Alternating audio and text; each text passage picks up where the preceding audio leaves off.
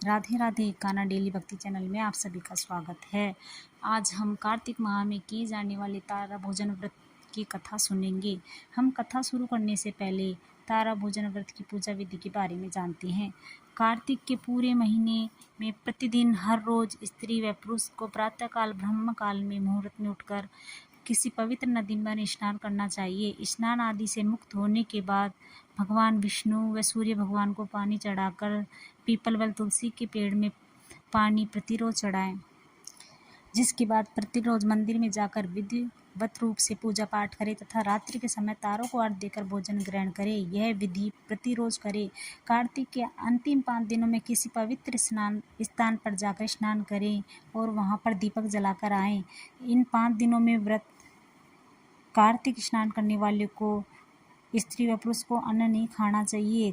केवल एक समय ही फलाहार करे। अंतिम दिन पूर्णिमा के दिन इस व्रत का उज्जमन करे। उज्जमन के समय 5 सुराही ब्राह्मणों को दे। एक साड़ी व ब्लाउज यथाशक्ति रुपये अपनी सासू को दे। यदि सासू नहीं है तो अपनी ननद व जिठानी किसी अन्य को दे। तारा भोजन व्रत कथा इस प्रकार है। प्राचीन काल में एक साहूकार के 3 पुत्रवधू थी, जिनमें से एक तारा भोजन का व्रत रखती थी। एक दिन अपनी सासू को तारा भोजन व्रत की कहानी सुनाने को कहा तो सासू ने मना कर दिया और कहा, मुझे अभी अपनी पूजा पाठ करनी है। इसके बाद उसने अपनी जिठानी से कहा कि आप ही मुझे तारा भोजन व्रत की कथा सुना दीजिए, किंतु जिठानी ने भी मना कर दिया, अभी मुझे खाना बनाना है। जिसके बाद उसने अपनी देवरानी से कहा कि आप मुझे इस व्रत की कथा सुना दीजिए, किंतु सास और जेठानी की तरह देवरानी ने मना कर दिया। इसके बाद वह अपनी ननद की कही, किंतु ननद ने भी नहीं सुनी। अंत में बहू हार कर नगर के राजा के पास गई और उससे कहा कि तुम मुझे कहानी सुना दो। राजा ने कहा, मुझे अपने व्यापार के आगे समय नहीं है। राजा की बात सुनकर वह सेठ की बहू बहुत दुखी हुई। उसकी इस मनोदशा को देखकर भगवान को उस पर दया आ गई और उसने स्वर्ग से विमान भेजा। उस विमान को आते देखकर उसकी सासू, जेठानी, देवरानी और ननद तथा राजा उस विमान में बैठकर स्वर्ग को जाने के लिए तैयार हो गए, किंतु उस बहू ने मना कर दिया। तभी उस बहू की पड़ोसन वहां आई और बोली, मुझे भी अपने साथ ले चलो। उसने कहा, आ जाओ, क्योंकि वही एकमात्र महिला थी जिसने उस बहू के साथ पूरे कार्तिक महीने में कथा सुनी थी।